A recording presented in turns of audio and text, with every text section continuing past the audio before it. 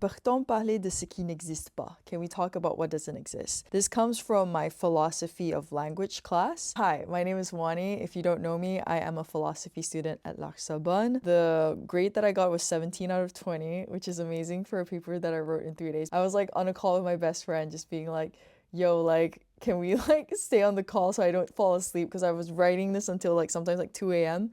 in the morning because at this time I was like pressed for other assignments. But the comment was, votre réflexion est assurément très dense et très intéressant, très original. Your reflection is assuredly very dense, very interesting, and very original. Toutefois, vous allez parfois trop vite dans votre raisonnement. All the same, you sometimes go too fast in your reasoning, en déplaçant parfois le problème et en n'expliquant pas assez toutes vos hypothèses. In displacing the problem and not explaining enough your hypothesis. You have to, vous devez développer vos arguments de manière plus progressive et détaillée, de manière à éviter le non-sécuteur. You need to develop your arguments in a more progressive and detailed way to avoid non sequitur. So let us begin. There are two ways to translate the question. Formally, can we speak of that which doesn't exist? And informally, can we speak about something that doesn't exist? The notable difference between both formulations is the use of the pronoun coupling that which in the first and the noun something in the second. Nouns are used to identify an object such as a person, animal, place, and idea.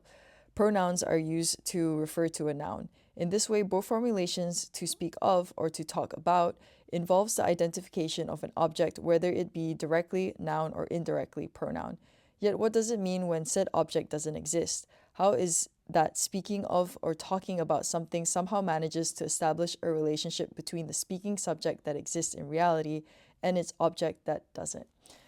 Perhaps the answer lies in what we mean by existing. We are able to speak of love that no longer exists, a love lost. We're able to talk about our hopes for love, one that has yet to come into existence.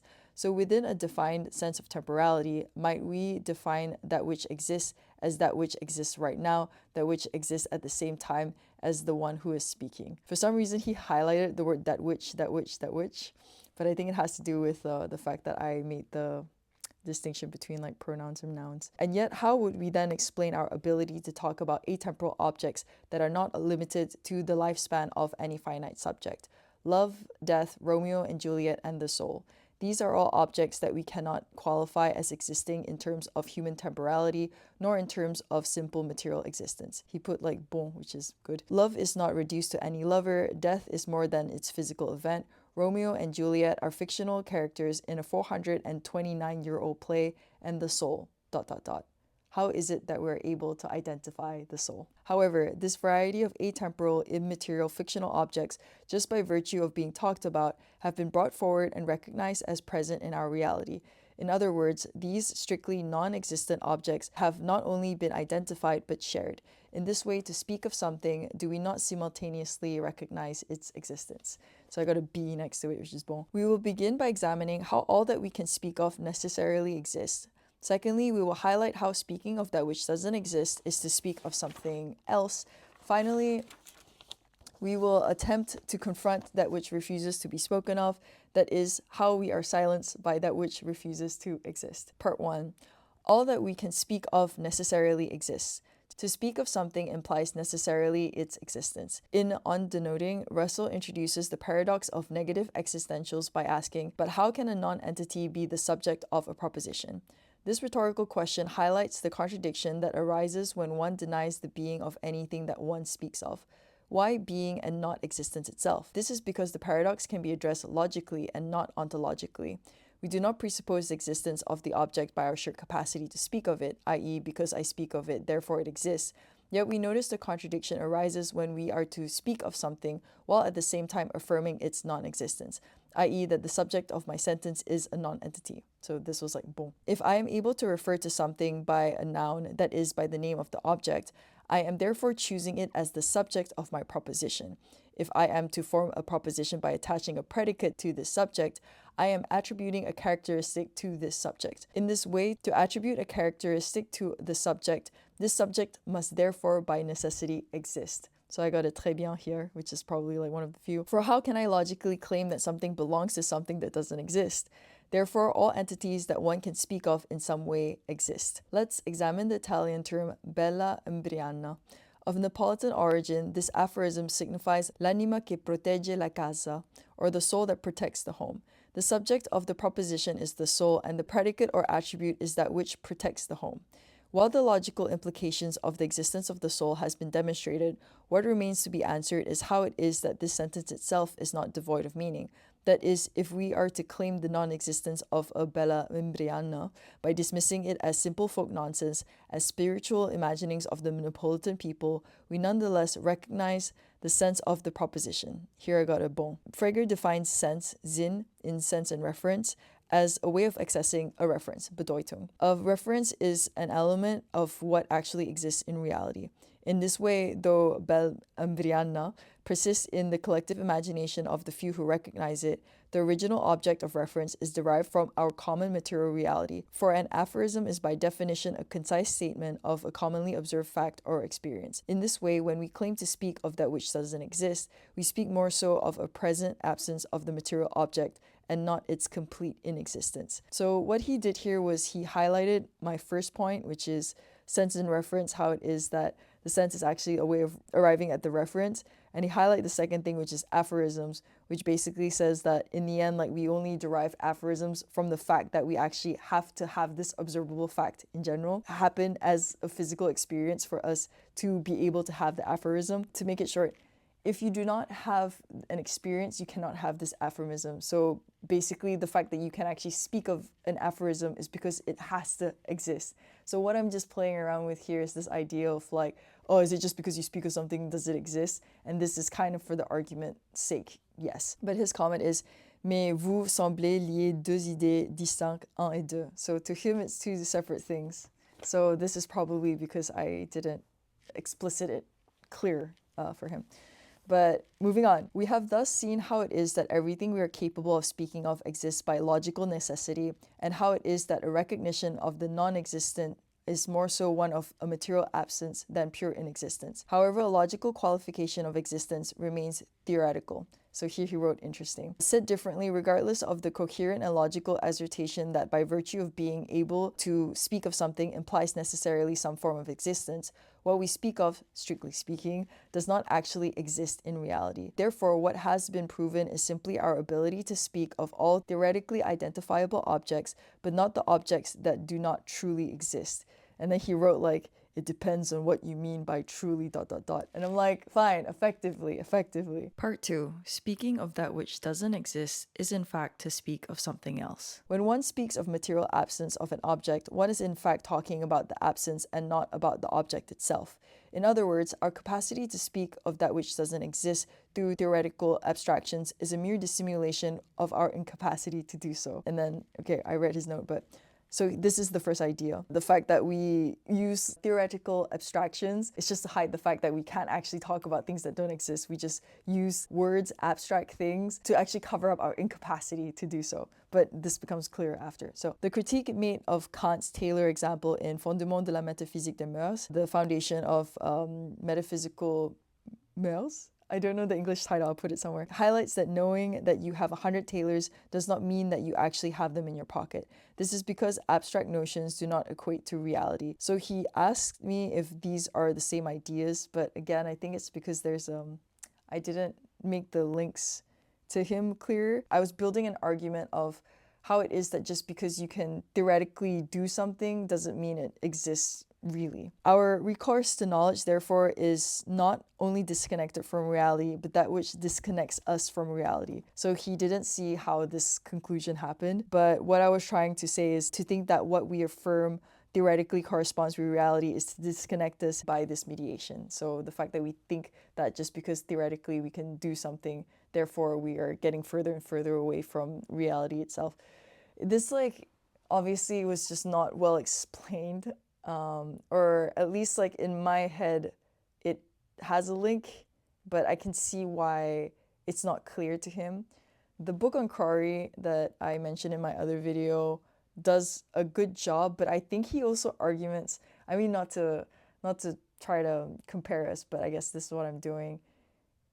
His arguments, when I read them, I have the same feeling as mine, where it's like you just want to read and follow where it is that it goes. But I don't know sometimes if we have the capacity to have an argument in an expected way if we're trying to make a point that doesn't yet have a clear way of expression. One of my professors said to me, he's just like, I can see that you're having trouble formulating what it is that you're trying to say. But he says that this is a lot more interesting than being able to say something that is extremely uninteresting well. So I think that is something that I'm still learning to do with my methodology. In other words, by attempting to logically substantiate the existence of what we speak of, we condemn ourselves to an illusion, that we mistake what is true with what isn't, to mix up what truly exists with what doesn't. And he says this is not equivalent. So I think what he meant by what is true is as in like a proposition which is true, which is a proposition that corresponds to a state in reality or corresponds to a fact or a real existing effective referent. Truly exists is the referent itself. What I was trying to say is that the statement doesn't imply reality. So the fact that you can say something doesn't mean that the thing actually exists. So, which is basically to refute my first part, which is basically like, yeah, because you can say it, logically it has to exist. With this in mind, the paradox of negative existential requires closer examination. But how can a non-entity be the subject of a proposition? Before we identify what is meant by a non-entity, what is it exactly that we mean by entity? In the second dialogue of the three dialogues between Helios and Philinus, Berkeley demonstrates how it is that entity, as a last resort to qualify the existence of matter, is in fact mere jargon and therefore means and proves nothing. Helios defines matter as neither substance nor incident, thinking nor extended being, neither cause, instrument, nor occasion, but something entirely unknown, distinct from all these. The critique of the use of an abstract notion is therefore a critique of the veil of words.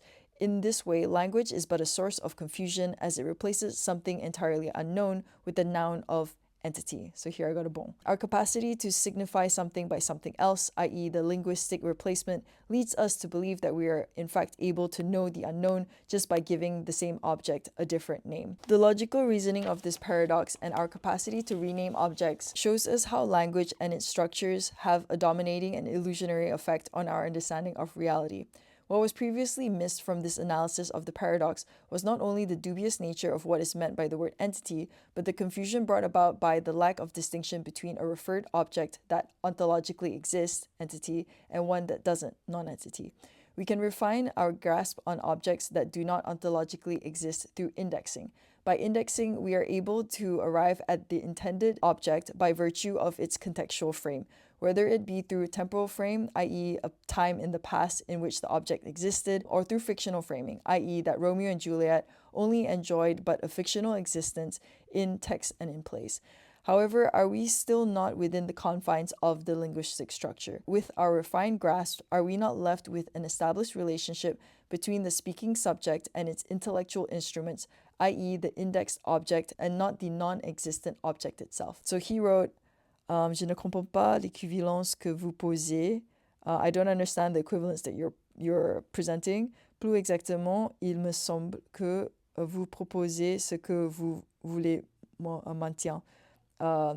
More precisely, it seems that you're proposing what it is that you want to hold on to. I guess it's like, this is already my firm belief, but I'm not really arguing both sides. This is how I read this comment. What it is that I was actually trying to say about this is that now we no longer talk about like the referent that actually exists in reality, but we use intellectual instruments in terms of a noun. So now the noun replaces the referent in general. We no longer have access to reality through language, even though we think that we do because we can speak of it. But all we're doing is basically using like the concrete thing that we have in our brain is nothing more than a linguistic structure of indexing. So what I'm trying to say is that like, okay, you believe that this noun is a symbol that refers to an object, but all we're talking about is this abstract symbol that we've created for ourselves to feel like we can talk about something that actually exists.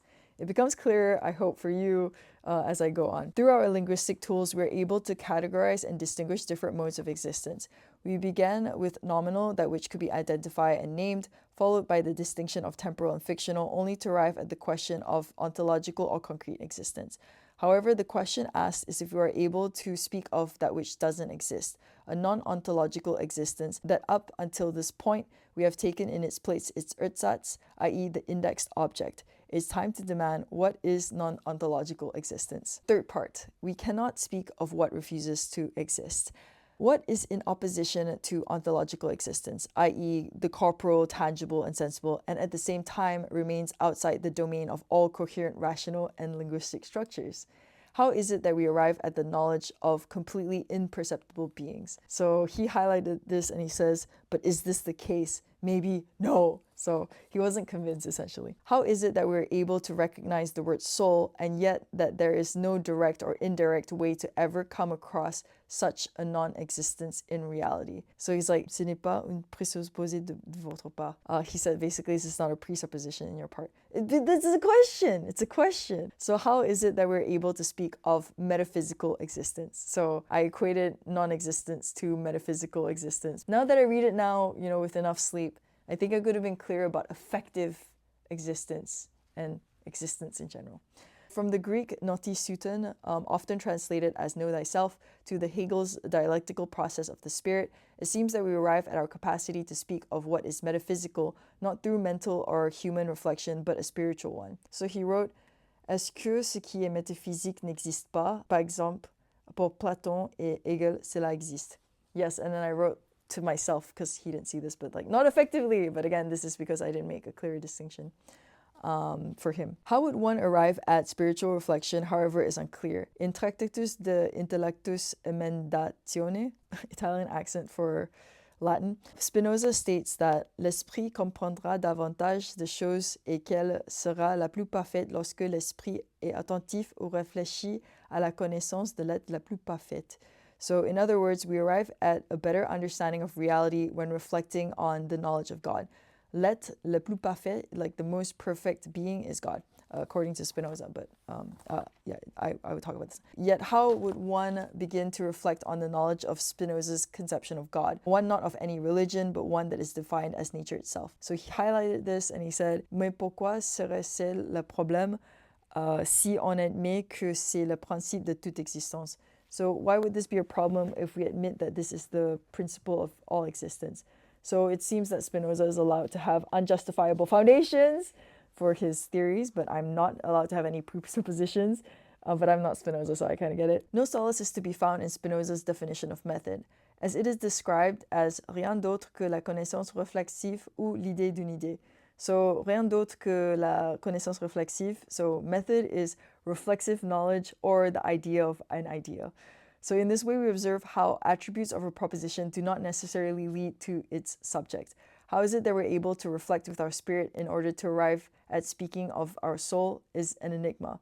Thus, what does it mean to speak of an enigma? And he wrote okay, interesting. So it's just kind of he's there, but then he's not there, but he's there. But I guess it's fun. The game that I played here is just how we actually end up talking about the soul is it's an enigma. It's a puzzle. We don't know. And I'm so what is an enigma? So if to be able to talk about it is this noun, if I equate the capacity to talk about a soul as an enigma, so then let's talk about this capacity as defined as an enigma. In the first volume of Aesthetics, Hegel defines the word enigma, cette idée qui est le sujet d'une proposition dont les attributs n'en font en apparence aucune liaison est le mode d'énigme, la solution du problème à devenir à travers cette enveloppe obscure et embrûlée. So essentially, it's the idea that the subject of a proposition which the attributes do not offer in appearance any relationship is the enigma. How the attributes do not actually show any in appearance link to the subject, which is everything that I've been arguing so far. And the solution of this problem is actually through this obscure and packaged envelope. What is interesting to note here is the word enigma does not replace the true subject of the proposition, the idea of the soul. The word enigma contains the subject. What I said is basically the word soul is the envelope that contains the thing that we're trying to speak of. In other words, enigma is not merely a noun, it is a symbol. And he's like, okay. This symbol does not replace the subject as we have seen with an indexed object. There's a lot more to be said about what a symbol is, but what I'm trying to say here is like, we still can't access the subject, but at least the subject is within the symbol as an enigma compared to the index, which is just a word that leads us to nothing. This symbol does not replace the subject as we have seen with the indexed object. In this way, this particular subject, this metaphysical existence, is beyond our reach by virtue of being hidden behind an enigma. And he's like, very good. And I'm like, I fucking know. Defining anima, the soul, as the breath that animates and gives the body its character as a living being is to recognize that there's no real relation or link between this breath that we can objectively see, like breathing. We can see that and refer to in reality, and this idea of the soul that we cannot. Like, you cannot make an identity or you cannot make a link out of the fact that we breathe and this idea of the soul. Because there's no link. Like, tell me where's the link? You're just like, oh, the soul is the breath that animates the body. Okay, the breath you can see, but how is it that you randomly just go like, oh yeah, that's the soul. Like, I don't see how that link was made. At this impasse, at the limit of our human intelligence and our linguistic constructions, how are we to understand that which refuses to be spoken of, that which refuses to truly exist? He said, like, why did you use this agentive verb, so a verb that like has agency or movement or action? It is you that qui le fait, on le propose. Okay, it's basically saying that like this only works because you're presupposing it, but essentially it's just because I didn't argue it well enough. With proposition 6.52 of Tractatus Logico-Philosophicus, Wittgenstein describes the right method of philosophy as to say nothing except what can be said, affirming that to say something metaphysical is to give no meaning to certain signs in a proposition. Yet if we are to content ourselves with this strict parallel and therefore demand that we only speak about factual reality, and he's just like, yes, but okay, but define what you mean by factual reality. Effective reality. Okay, we have lost all the progress we have made in our attempt at truly establishing the relationship between the speaking subject and its genuine non-existent object that is metaphysical existence. There has been many interpretations of the famous final line in the Tractatus, that is proposition 7, which reads, Wovon man nicht sprechen kann, darüber muss man schweigen. Here we examine two different translations, whereof one cannot speak, therefore one must be silent, and what we cannot speak about, we must pass over in silence. The first translation highlights that to understand the world picture clearly, one must not speak of what is considered meaningless metaphysical existence. However, the second translation suggests that we might perhaps connect with metaphysical reality only through silence, through contemplation, through deep reflection, and not through words. So he said okay, but it's just my point about like, we cannot equate or attempt to think that just because we can say things or put words out that we actually hit or touch or talk about metaphysical existence. To conclude, we have demonstrated how everything that has been spoken of only exists theoretically and not ontologically. We have highlighted how speaking of that which doesn't truly exist is only to talk about an ersatz and not the non-existent object itself. Finally, we arrived at how non-existent objects, that is those of metaphysical existence, refuse to be spoken of, thus can only be met in silence. So yeah, like if you actually want to reach the soul or you want to reach anything that's metaphysical, sometimes you just can't say it in words and you have to meet it in silence. And that was my dissertation. And the thing that I just want to say about that is like reading it over again, like I definitely see how it was rushed, and I definitely do see that how there were good ideas, but there was a lot of steps in between that could have been elaborated on. I'm also really grateful that my professor gave me an opportunity. Also, like the thing is not just a grade, it's just like, be able to communicate and understand and like more opportunities to learn. A lot of my friends like say to me like I do a bit too much, which I do because I just want to be better. I hope this was helpful to you. I will include my paper on Gumroad if you would like to support my work. And if you're interested in just reading the whole thing, I thank you for your time, and I'll talk to you soon. Bye.